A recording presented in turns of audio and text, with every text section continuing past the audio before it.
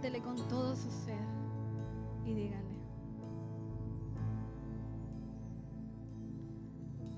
no tengo nada para ofrecer,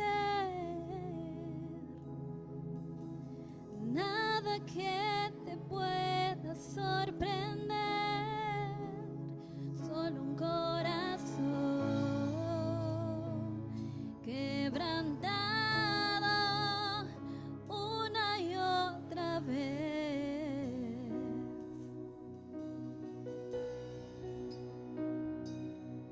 Y no hay nada que me enamore más, nada que me apasione más, solo tu presencia, solo tu mirada me hacen suspirar.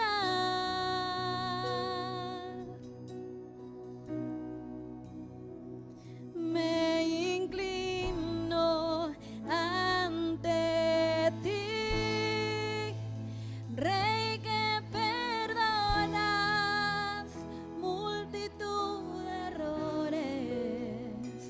Me inclino ante ti, digno, eternamente digno, impresionante, digno, solo ante ti yo me inclino. Dígaselo nuevamente: digno, digno, eternamente digno, impresionante, digno, solo ante ti yo me inclino.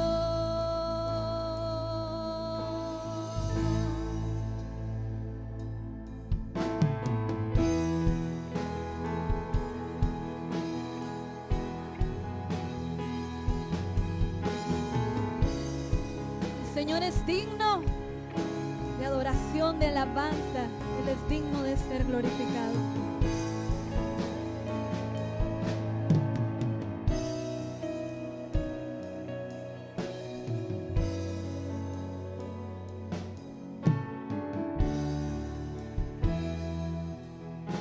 No tengo nada para ofrecer, nada que te pueda sorprender, solo un corazón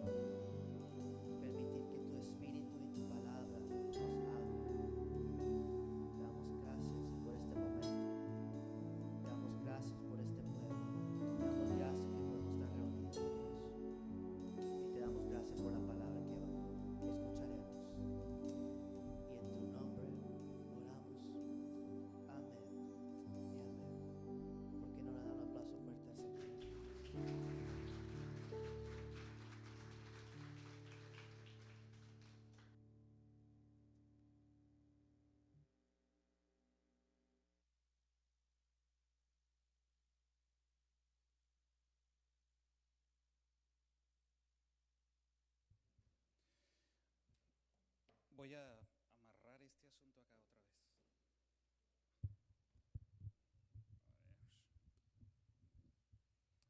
A ver. Acá hay sillas, aquí adelante hay sillas.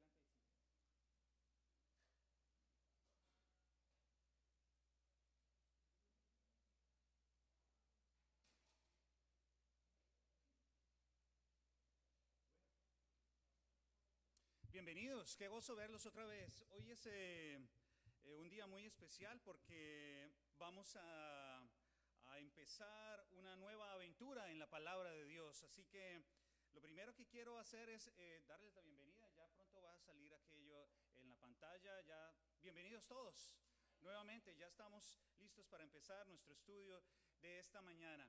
Bueno, quiero contarles que durante los últimos, creo que si no me falló la cuenta, durante los últimos 7 meses estudiamos el Evangelio de Juan, ¿se acuerdan?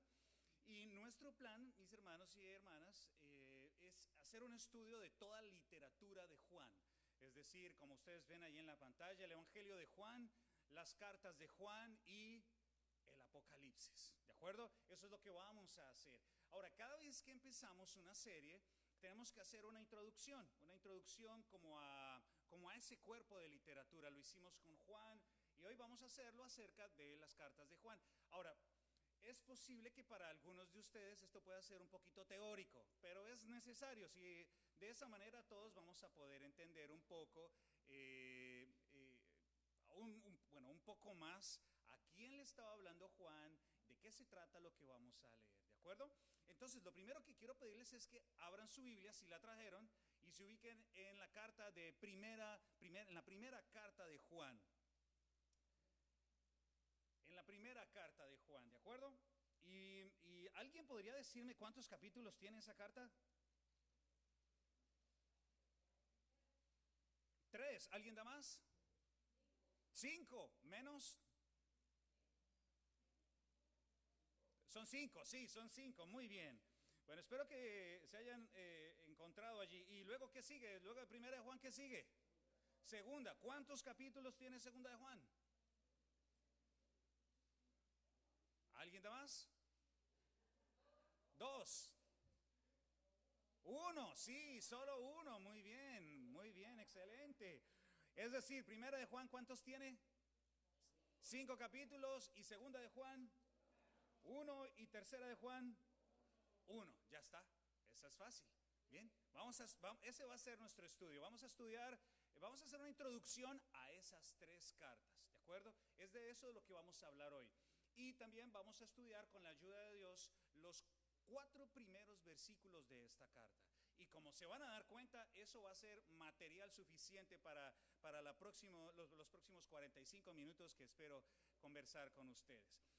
Bien, voy a hablarles también a manera de introducción un poquito de mi país, pero antes de eso les voy a pedir que oremos, ¿sí? Que oremos y nos dispongamos a escuchar la palabra de Dios. Señor, qué grande has sido al dejarnos tu testimonio, tus palabras santas al alcance de cualquiera de nosotros, Dios mío. Tus palabras son claras, las podemos leer, las podemos escuchar, las podemos experimentar, Señor. Ahora te pedimos que nos des esa voluntad, ese espíritu, esas ganas, ese deseo por estudiar más tu palabra, Señor. Lo necesitamos, Dios mío, por favor, ayúdanos. En el nombre de Jesús te lo pedimos. Amén. Bien, muy bien. Yo soy colombiano hace varios años ya, muchos años. No hablo como colombiano, y porque la mayoría de las personas piensan que los colombianos hablamos como arrastradito, así como, usted me entiende cómo le estoy hablando, así como diferente. Bueno, no todos los colombianos hablamos así, porque en Colombia hay diferentes regiones. Una de ellas es esa, la que habla así arrastradito, mijo. Pero yo no hablo así porque yo soy del centro del país. Y en el centro del país pues se habla como yo estoy hablando ahora, bueno, más o menos. Ahora, quiero contarles algo. En mi país hay abundancia de muchas cosas, entre ellas comida. Hay mucha comida. Y comida buena, ¿no? Hay una gran disputa con los venezolanos, creo que Carvelis está por acá, respecto a quién se inventó las arepas, es decir, las que ustedes ven ahí en la pantalla. Bueno, no voy a entrar en esa discusión porque terminaríamos ganando y no quiero hacer sentir mal a Carvelis en esta mañana, voy a dejar eso ahí. Bien, ahora, cuando nosotros vemos la cultura colombiana, la riqueza de la cultura colombiana, nosotros nos damos cuenta de que quizás como en su cultura hay particularidades, hay cosas que solo se dan allí. Una de ellas son los culebreros. ¿Qué es eso, diríamos en Honduras, verdad? Miren, cada vez que hay una fiesta en Colombia, una fiesta de pueblo, de pronto ha pasado, celebran la fiesta de un santo, San Francisco o Santa Silvia o algo así. Entonces la gente de las montañas bajan a las plazas y empiezan a vender sus productos y hay venta de todo y aparece lo que llamaríamos un colombiano que está pelado, vaciado, sin balas, sin dinero y tiene el deseo de embolatar al resto o de cuentear al resto. Esos son los culebreros. Entonces los culebreros, como ustedes ven ahí, este es un famoso culebrero colombiano que es un humorista realmente. Entonces el culebrero se pone una culebra acá, de mentiras por supuesto, y se pone una cosa de plumas ahí y se da la tarea de embolatar a todo paisano que se acerque, ¿sí? Entonces riega una cantidad de merjurjes, de hojas, de plantas y dice, miren, yo soy capaz de curarles a ustedes la calvicie, soy capaz a ustedes de venderles una trampa, bueno, es que se me ocurrió porque Luis está allá atrás. Soy capaz de venderles una trampa para goteras o para liqueos, diríamos aquí, una trampa para liqueos, cómo atrapar las gotas que salen, yo les vendo cómo atrapar esas gotas. Bueno, estos tipos hacen lo que sea, ¿sí? Y lo peor, por eso es culebrero, porque embolata a las personas.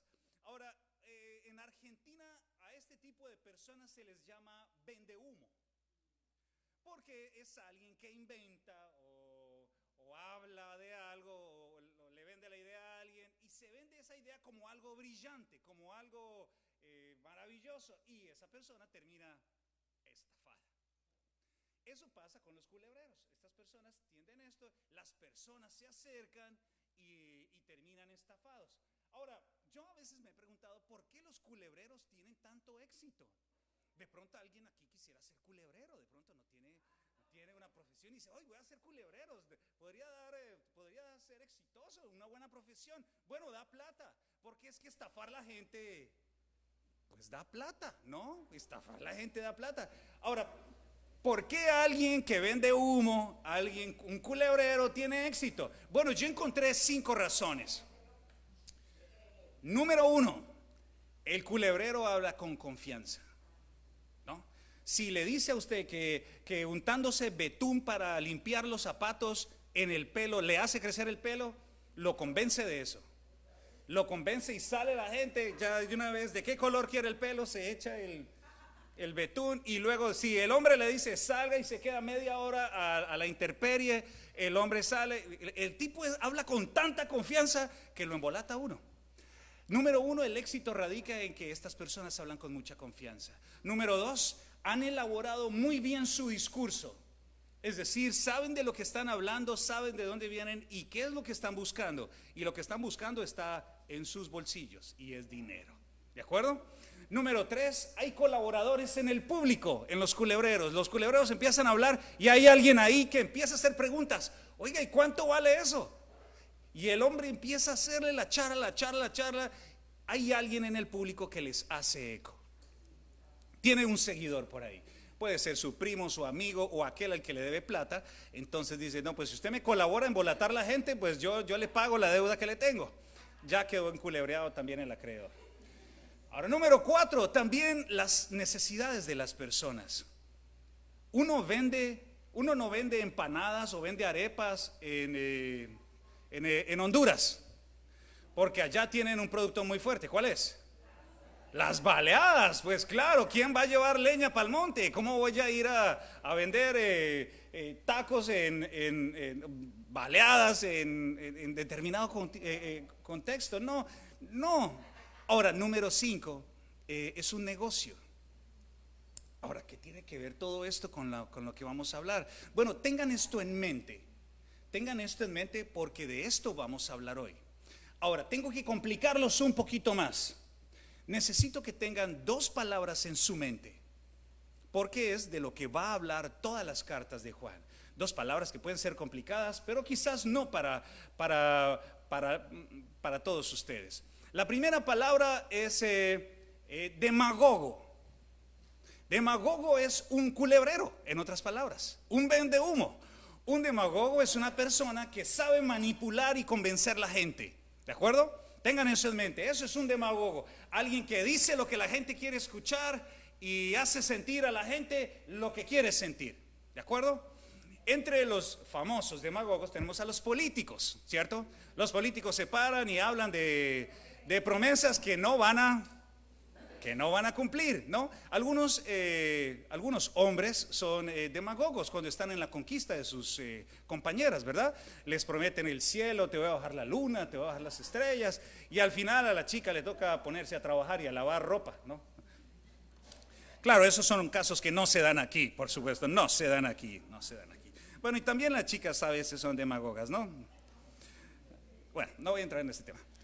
Ok, demagogos, esa es la primera palabra. Y la segunda palabra que quizás ustedes la han escuchado es falacia. ¿La han escuchado?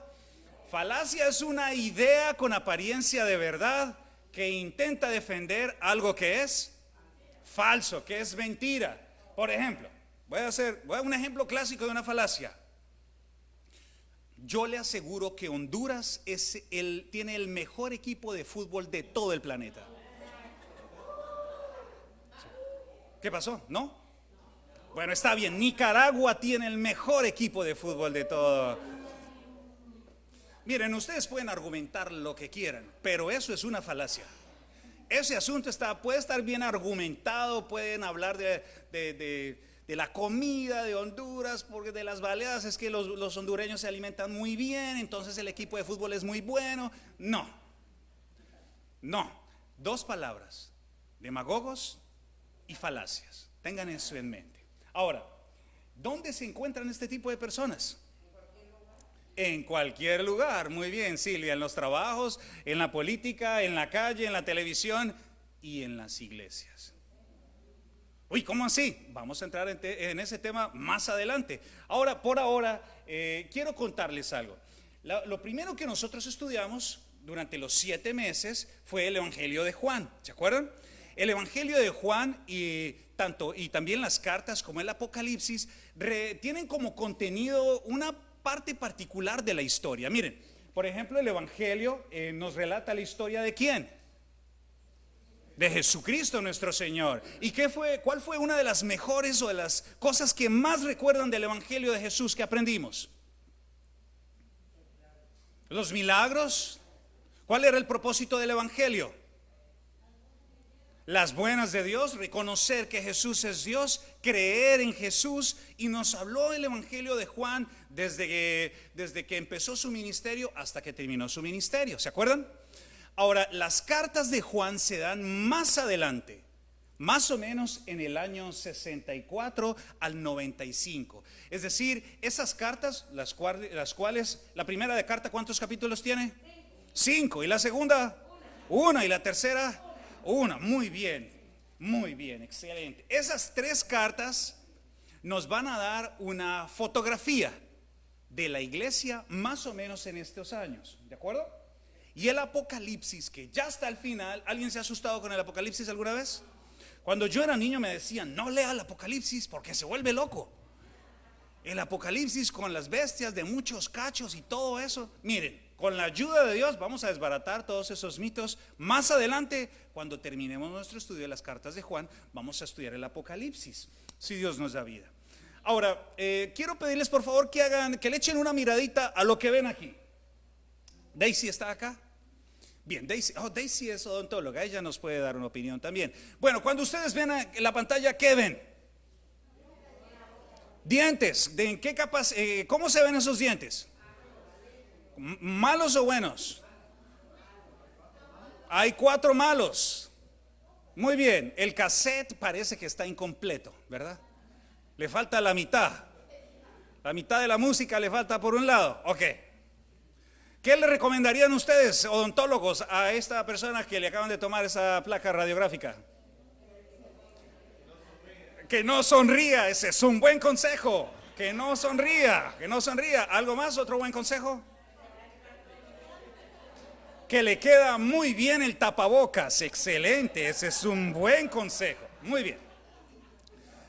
Ahora, esa es una radiografía. Ahora miren esta otra radiografía, ustedes que son expertos en hablar de la más...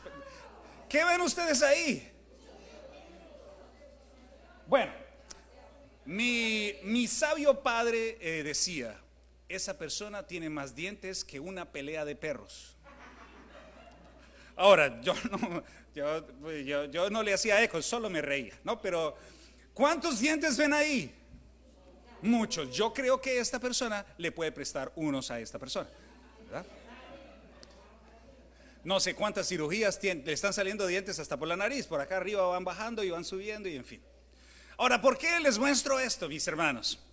Porque aunque parezca un poco chistoso, es lo mismo que ustedes y yo podemos hacer con la palabra de Dios. ¿A qué me refiero? Al leer las escrituras con detenimiento, al leer la Biblia con cuidado, nosotros podemos detectar cosas, observar cosas que a simple vista no se ven. Si este personaje sonríe, ¿ustedes qué dicen?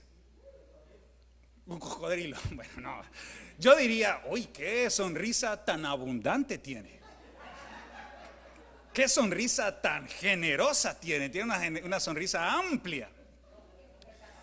Que se ponga el tapabocas, sí. Ahora, cuando ustedes leen la palabra de Dios con cuidado, con detenimiento, con tiempo, van a empezar a encontrar cosas que les permiten viajar en el tiempo y entender lo que esas personas estaban viviendo.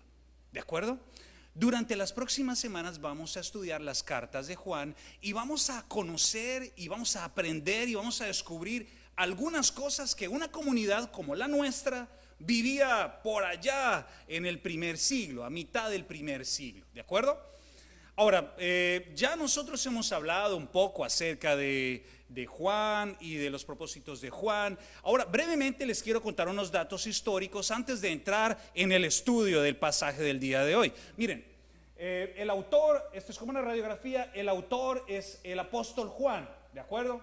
Y esta carta se da más o menos al finalizar el primer siglo, es decir, que nuestro Señor Jesús ya fue crucificado, ya ascendió y ya tiene la iglesia 30 años más o menos, quizás más. Ya el apóstol Pablo ya terminó sus viajes misioneros e incluso el apóstol ya fue ejecutado, ya fue sacrificado, ya ha pasado más tiempo. El propósito de esta carta, de estas cartas, no se ve en la pantalla por el cambio de las fuentes, pero no hay problema, yo les puedo contar. El propósito de estas cartas es trabajar un poco las divisiones que se presentaron al interior de la iglesia. Y finalmente los recipientes de la carta parecen ser judíos y también no judíos, es decir, era para todo el mundo. Esta es una de las cartas generales, ¿de acuerdo? Esa es una información general de esta carta, de este grupo de cartas, las cartas de Juan. Ahora, ¿alguien recuerda cuáles eran las características del autor? ¿Pueden recordar algo de Juan? ¿Quién era Juan? Era un pescador. ¿Qué más hacía Juan? ¿Su papá se había muerto? No se había muerto. ¿Quién era su papá? Memoria. Zebedeo, ¿se acuerdan? ¿Y tenía un hermano Juan o no lo tenía? Sí, ¿quién era su hermano? Andrés era su socio. Santiago era su hermano. Santiago y Juan, hijos de Zebedeo. Como ustedes lo han dicho y ya lo hemos estudiado, Juan era pescador, se dedicaba a la pesca, y por allá en el Evangelio de Lucas dice que él tenía un socio que era Pedro. Pedro y su hermano Andrés trabajaban juntos ahí en el lago de Tiberíades o en el mar de Galilea, como le quieran ustedes llamar. Ese era Juan. Pero Juan pasó y luego, después de muchas cosas, fue enviado a una deportación, pues al exilio. Lo mandaron expulsado por allá a la isla de Patmos y allá escribió el libro de Apocalipsis. Pero eso será una historia que más adelante vamos a hablar. Por ahora les invito, mis hermanos, que entremos en materia para estudiar dos puntos esenciales. En primera de Juan, en el capítulo número 1, en el versículo número 1. ¿Están conmigo hasta acá, mis hermanos y hermanas? Bueno, muy bien, eso espero. Voy a colocar en la pantalla la escritura, porque como hoy es un día de introducción, vamos a tener todos que trabajar y echarle una mirada a algunas cosas que van a aparecer allí. Dice la palabra de Dios, voy a leer para ustedes desde la Nueva Versión Internacional. Dice así: lo que ha sido desde el principio, lo que hemos oído, lo que hemos visto con nuestros propios ojos, lo que hemos contemplado, lo que hemos tocado con las manos, esto les anunciamos respecto al verbo que es vida. Versículo número 2. Esta vida se manifestó, nosotros la hemos visto y damos testimonio de ella. Y les anunciamos a ustedes la vida eterna que estaba con el Padre y que se nos ha manifestado. Les anunciamos lo que hemos visto y oído para que también ustedes tengan comunión con nosotros. Y nuestra comunión es con el Padre y con su Hijo Jesucristo. Les escribimos estas cosas para que nuestra alegría sea completa. Miren, si ustedes se dan cuenta, se les llama a esta carta y a algunas otras cartas las cartas generales, porque no tienen un destinatario en particular. Bueno, y puse toda esta carta aquí al frente, este pedacito, se ve un poco amontonado, pero ya me van a entender por qué está allí. Le he quitado el último versículo, el versículo 4, en la siguiente, porque vamos a notar unas cosas. Si ustedes se dan cuenta, al leer lo que ustedes ven en la pantalla, quiero que recuerden algo. Cada uno de los autores del Nuevo Testamento puso cada palabra allí con un propósito en particular. Algunos de nosotros, cuando escribimos textos o en el celular o mandamos correos electrónicos, tenemos la posibilidad de borrar y de volver a poner y editar la cosa. Nosotros, cristianos, creemos que la palabra de Dios es inspirada por Dios y por su Espíritu Santo. ¿Estamos de acuerdo con eso? Cada una de las palabras que ustedes se encuentran ahí no fue escrita al azar, ¿no? Juan estaba un poco enfermo de pronto cuando escribió el Apocalipsis y estaba teniendo delirios, tenía fiebre alta, y entonces por eso se puso a escribir lo de la bestia con cachos. No es así. Cada una de las palabras que aparecen en el Nuevo Testamento tienen un propósito. Y Juan, el apóstol, miren lo que resalta. Varias veces dice varias cosas. Miren conmigo. Lo primero que dice Juan es que se está refiriendo a alguien. Y a ese alguien lo ha oído, lo ha visto con sus propios ojos, lo ha contemplado, lo que significa observado con detenimiento. Y también dice que lo ha tocado con las manos. Y también dice que lo ha visto. Y miren qué curioso. ¿Acaso Juan no tenía más palabras que escribir? Dice 2 veces lo mismo. 3 veces lo mismo. Lo ha visto, lo ha contemplado, lo ha visto otra vez acá y lo volvió a ver aquí. Y escribe 2 veces que lo ha escuchado. Esto quiere decir que Juan quiere resaltar algo muy particular. ¿Qué será? Que lo vio, que aquel al que se está refiriendo lo vio, lo experimentó, lo tocó. Y por supuesto el punto número 1 es ese: que Jesús es real. A Jesús, refiriéndose Juan a Jesús, recuerden que Jesús ya murió hace ¿cuánto? 35 años. Entonces Juan está aquí diciéndoles: miren, yo vi a Jesús, yo lo contemplé, yo lo toqué, lo abracé y también lo escuché 2 veces, pero también lo vi y también lo observé y varias veces dice lo mismo, porque quiere resaltar que ese Jesús fue de carne y hueso, ese Jesús fue real, ese Jesús fue alguien que vivió y caminó entre nosotros, que vivió y experimentó lo que nosotros experimentamos. Vamos a hacer una pausa ahí y quiero preguntarles a ustedes si alguien sabe qué es una amenaza. Una amenaza. ¿Cuándo alguien se siente amenazado? Cuando siente un peligro, así es, cuando siente un peligro. Y eso es precisamente lo que es una amenaza. Una amenaza es un fenómeno, un proceso natural en el que un ser humano o algo más puede poner en peligro nuestra vida o sus cosas. Y bueno, tienen un efecto pues cuando no son precavidos. Por ejemplo, miren, esta es una amenaza potencial. Un huracán. Cuando alguien escucha de un huracán, ¿qué quiere decir? ¿Es una amenaza real o no? Es una amenaza potencial. Porque no sabemos si viene para acá, o no sabemos si va para Florida, o no sabemos si se va a desviar por el camino, o no sabemos qué tan grande va a ser, si de pronto es una lluvia, o de pronto es un huracán.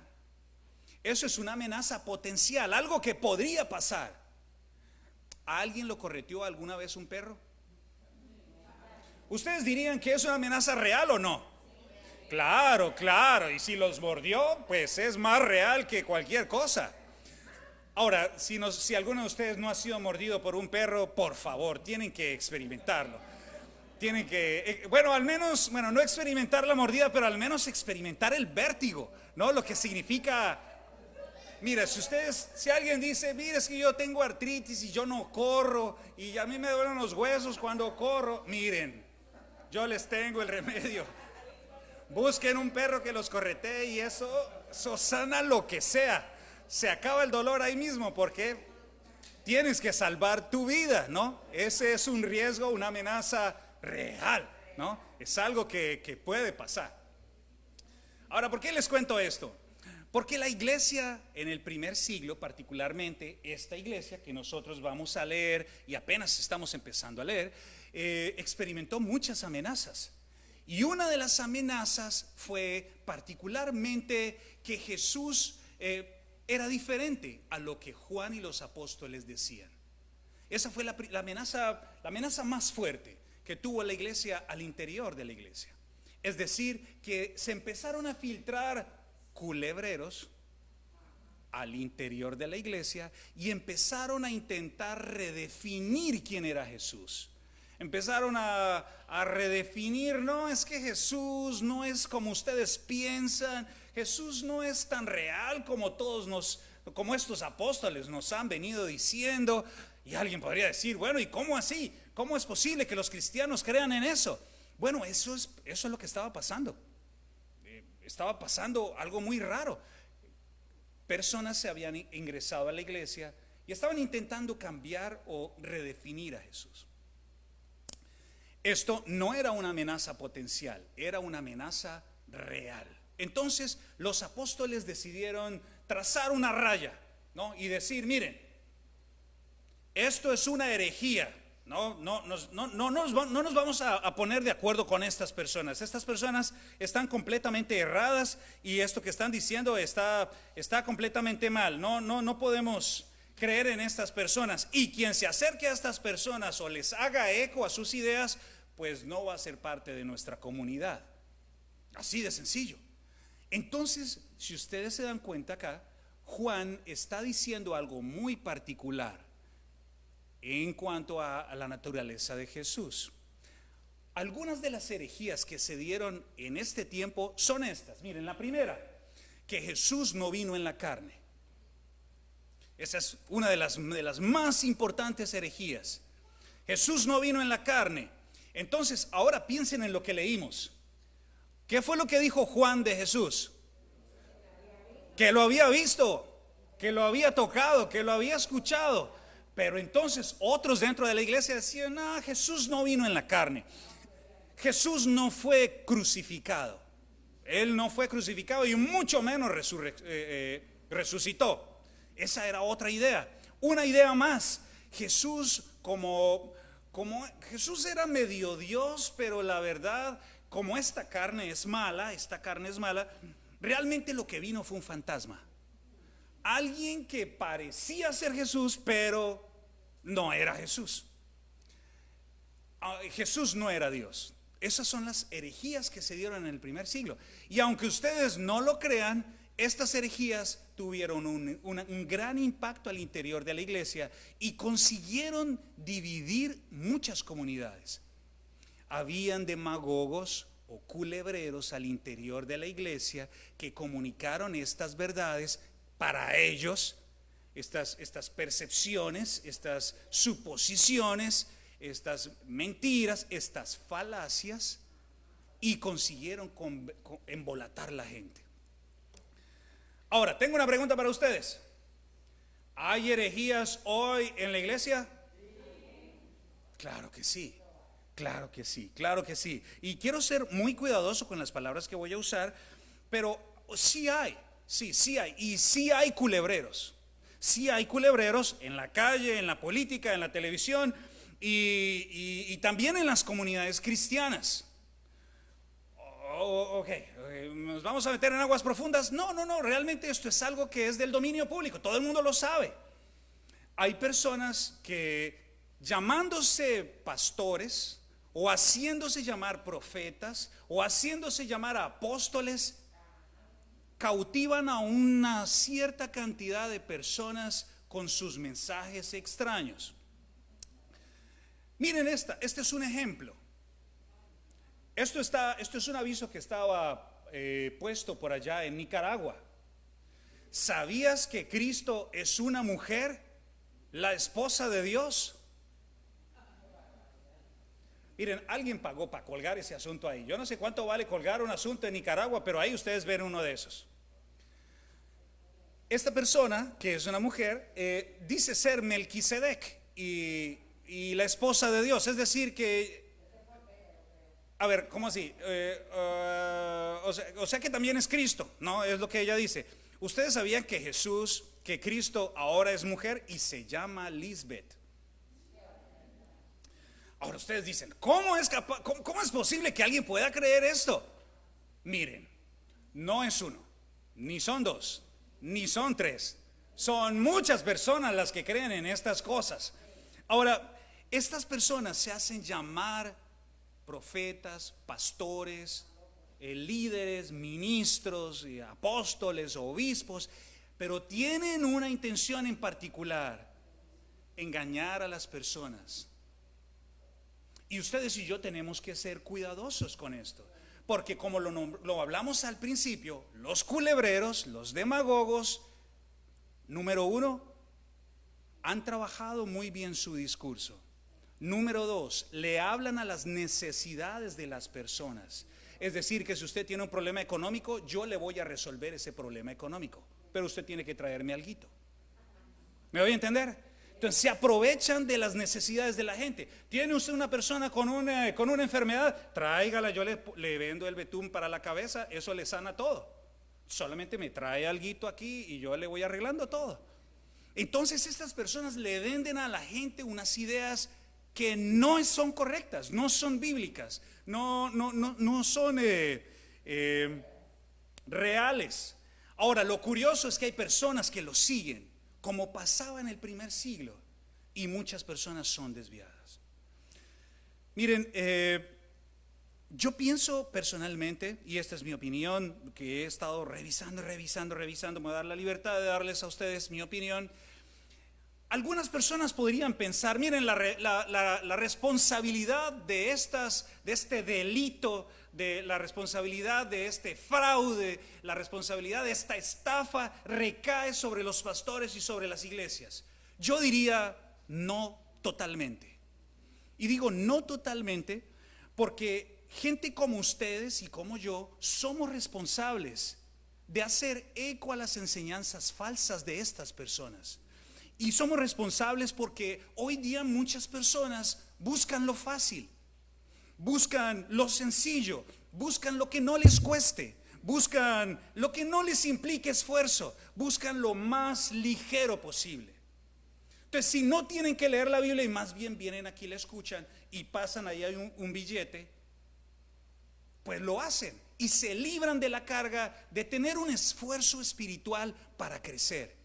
Entonces, entre más fácil sea el mensaje, mejor. ¿Me doy a entender?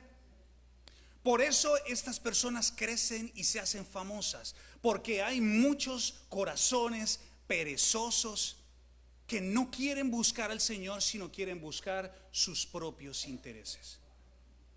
Entonces este personaje va a predicar lo que necesite predicar porque hay un interés económico, hay un interés de poder. Por eso muchas comunidades se llenan hoy de personas ansiosas por tener billetes en los bolsillos.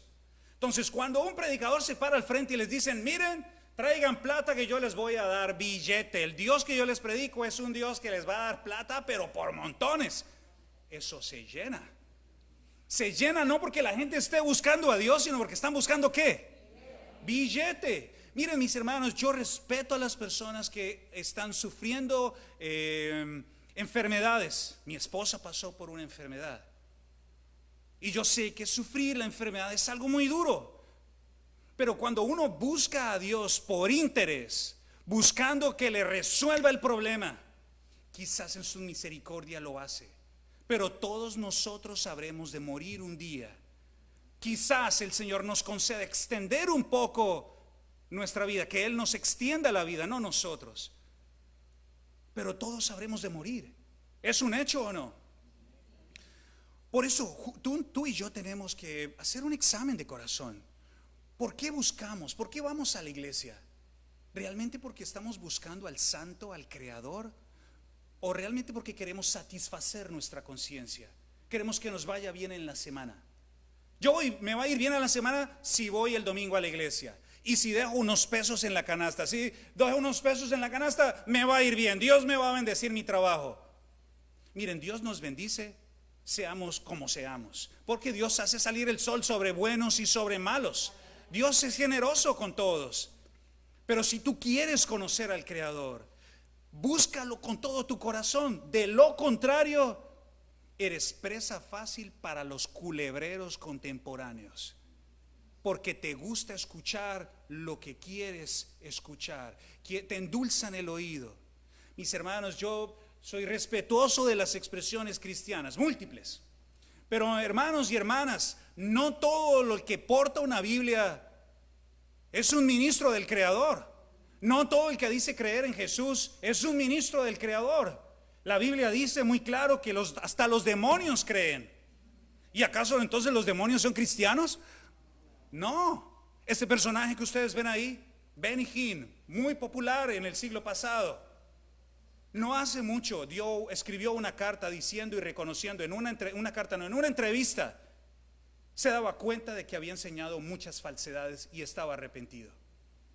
¿Cuántas personas siguieron a este hombre? Vendieron casas y cosas y entregaron por todo la fantasía y el show y la falacia que él vendía. Y hoy, años después, se para y dice, hola, yo me equivoqué, yo lo hice mal, los engañé a todos, qué pena con ustedes. Pero no se aceptan devoluciones, no se devuelve nada. ¿Me doy a entender? Entonces, ¿y cómo hacemos? ¿Y cómo hacemos? Al final les voy a contar qué tenemos que hacer. Ahora, número 2, la descripción de Jesús. Miren, Juan es muy claro en estos primeros 4 versículos. Y dice, mire, Jesús es real. Jesús es real, vivió, murió, fue glorificado, ascendió, está con nosotros. Y si Jesús es real, lo que Él dice, las advertencias que da, el camino que plasma en su palabra, es tan real que nosotros tenemos que tomarlo con mucho cuidado. De lo contrario, nos podríamos tener un problema con el Creador. Porque la palabra de Dios dice, como nosotros lo acabamos de leer, que Jesús es lo siguiente. Acá está, miren lo que dice la palabra de Dios. Esto no es algo que yo estoy diciendo, miren, está en sus pantallas. Lo que ha sido desde el principio. Esta es una declaración de Juan. Y además dice, verbo que da vida. La vida eterna que estaba con el Padre se ha manifestado. ¿Quién es Jesús? Dios. ¿Qué más? Es la vida eterna. ¿Desde cuándo existe Jesús? Desde siempre. Jesús es eterno. ¿Es Jesús Dios o no? Claro que sí. Ahí está escrito en la palabra de Dios. Esas son las descripciones de Juan.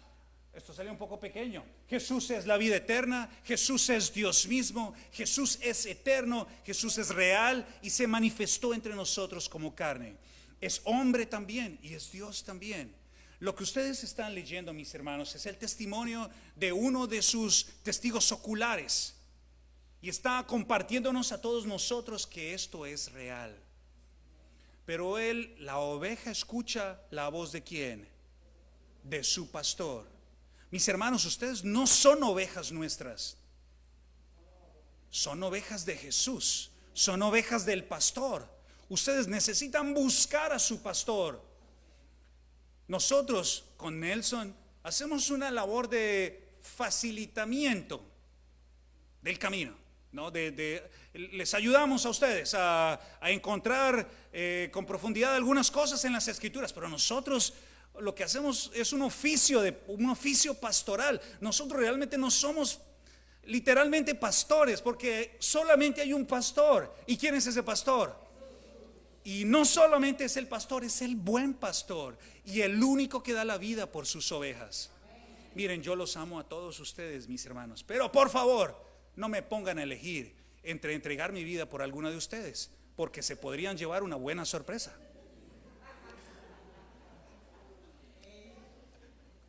Con el amor en Cristo les digo, si se meten a una piscina o se lanzan al mar, por favor, tengan cuidado, porque yo puedo tener problemas con las profundidades y puedo orar desde la orilla.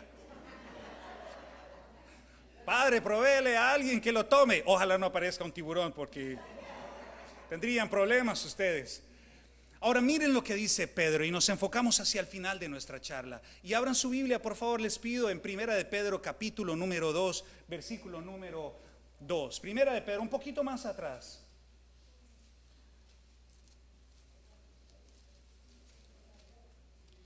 Entonces, mis hermanos, tienen que, y digo tienen porque si ustedes han venido acá es porque aman a Dios, porque lo están buscando. Abran sus oídos, mis hermanos, por favor. En la primera carta de Pedro, en el capítulo número 2, en el versículo número 1, vamos a leer desde el 1 y 2. Miren lo que dice este pasaje. Por lo tanto, abandonando toda maldad y todo engaño, toda hipocresía y toda envidia y toda calumnia, le está hablando a cristianos, le está diciendo, miren, dejen todo esto a un lado. Fíjense lo que dice el versículo 2. Deseen con ansias la leche pura de la palabra, como niños recién nacidos. Así por medio de ella crecerán en su salvación, ahora que han probado lo bueno que es el Señor. Esta escritura nos ayuda a pensar en algo, mis hermanos.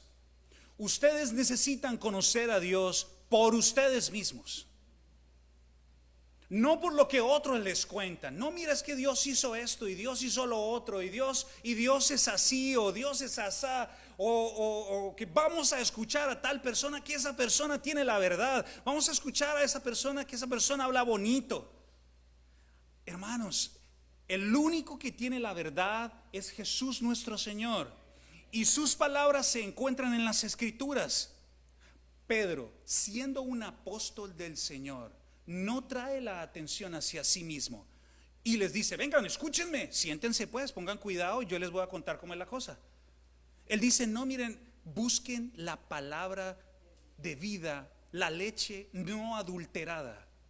Y esa palabra de vida no adulterada está en las Escrituras, en la Biblia. Y esto requiere un trabajo de leer para que no los engañen.